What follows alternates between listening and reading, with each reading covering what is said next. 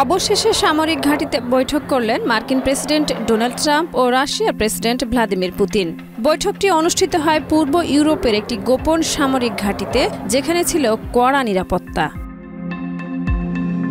বৈঠকের মূল আলোচ্য বিষয় ছিল ইউক্রেন যুদ্ধ, ন্যাটোর সম্প্রসারণ এবং যুক্তরাষ্ট্র রাশিয়ার ভবিষ্যৎ ভূ রাজনৈতিক সম্পর্ক।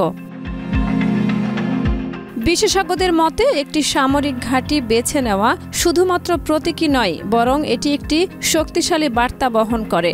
দুই নেতাই বিশ্বের সবচেয়ে প্রভাবশালী রাষ্ট্রের প্রতিনিধিত্ব করছেন এবং এ ধরনের বৈঠক ভবিষ্যৎ আন্তর্জাতিক সমীকরণে গুরুত্বপূর্ণ প্রভাব ফেলতে পারে। আপনার প্রিয় কাপড়ের যত্নে এলো এনজাইম সমৃদ্ধ Arik silver wash detergent powder, 500 গ্রাম মাত্র 70 টাকা। প্রিমার্ক। তবে অনেকে এ বৈঠককে ঘিরে উদ্বেগ প্রকাশ করেছেন। সমালোচকরা বলছেন, একজন মার্কিন প্রেসিডেন্টের এমন উচ্চ পর্যায়ের বৈঠক করা যুক্তরাষ্ট্রের নিরাপত্তা ও কূটনীতিতে প্রশ্ন তুলতে পারে।